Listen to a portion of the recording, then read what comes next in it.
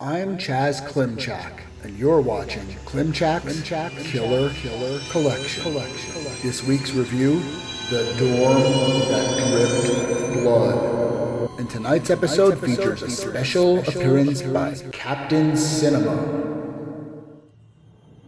The Dorm That Dripped Blood, also known as Death Dorm, also released as Pranks, came right at the pinnacle of the slasher boom that followed Halloween. This is one of those films that you'd show to an alien anthropologist if you only had 90 minutes to explain what a slasher film from the 1980s looked like.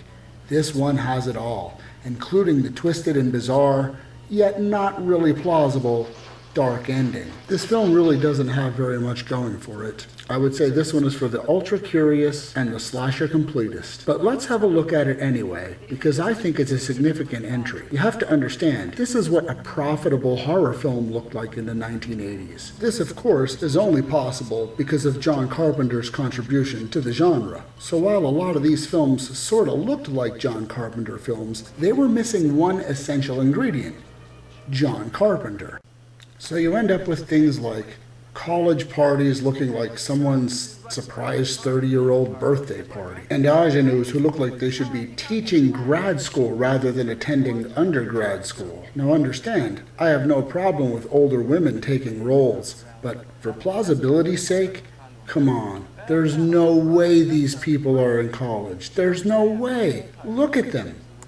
I mean, we're expected to believe that our lead girl is going to fall into the arms of Mr. This Guy, which would happen in no universe anywhere ever. But even more disturbing, I think that red paint on his hands is there to actually distinguish him as a red herring. Also, I would argue that the decor hanging behind him indicates that he is a red herring in more ways than one. Don't trouble yourself, sister. He's not even worried about it. The Dorm That Dripped Blood might just be inept enough to be pretty decent. It's got moments. Some of the violent sequences are noteworthy, and I would argue, even borderline mean-spirited. And I mean that in a positive way, of course. And while The Dorm That Dripped Blood delivers little in the way of suspense, it delivers plenty in the way of atmosphere. Oh, come on.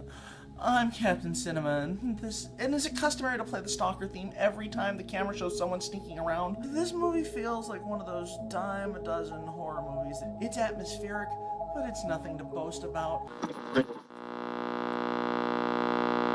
For those of you looking to rejoice in pure cheese, there's plenty of that here too. Take a look. Are we the only ones that are supposed to be here? Yeah, why?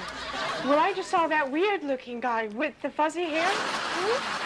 Do you know the real quiet guy that's always creeping around here? I guess someone's going to have to talk to him. Yeah, someone sure will, boss.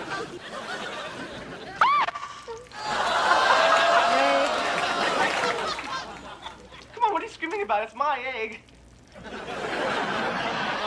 like this up a little bit.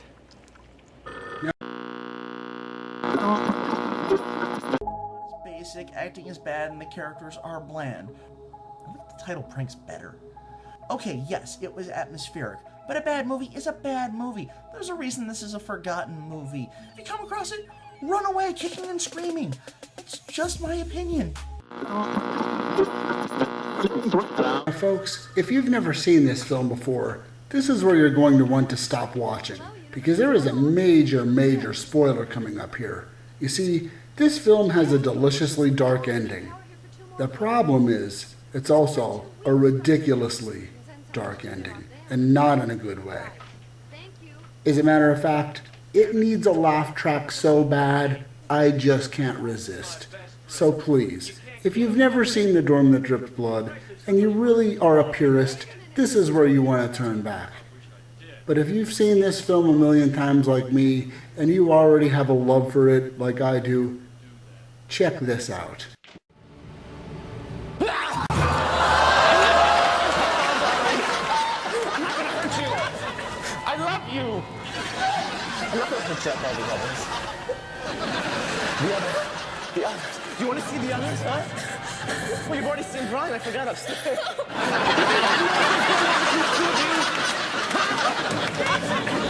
What is it? Huh? see your demon little friend? She was always clinging on to everybody, especially you. That's why I had to get her. I had to get her out of the way. You want to know how I fooled everybody? Huh? You want to know? In the dark, in the kitchen. Patty and I went down there to fix all the lights. Well, I pretended that somebody hit me on the head. It was painful, but it was worth it. It was a special way to make me feel better, huh? And then Emmett came in, and he saw everything. He saw me in there with Patty, and he was going to tell you. He's been trying to tell you the whole time. But then you killed him for me. You did it for me. And remember, I've said this countless times, I love all of these films. So regardless of what my rating is, I still like the movie. But understand, as far as being safe for public consumption goes, this film only gets a half slash out of 5 slashes. It's for the completists and the ultra curious. Everybody else can sit this one out, unless you're looking for something to laugh at. Thanks for watching Klimczak's Killer Collection, folks. Remember to like my page on Facebook and to subscribe to my channel on YouTube. And don't forget to check out Trash TV. Watch and Be Amazed Productions is now a proud affiliate of Trash TV.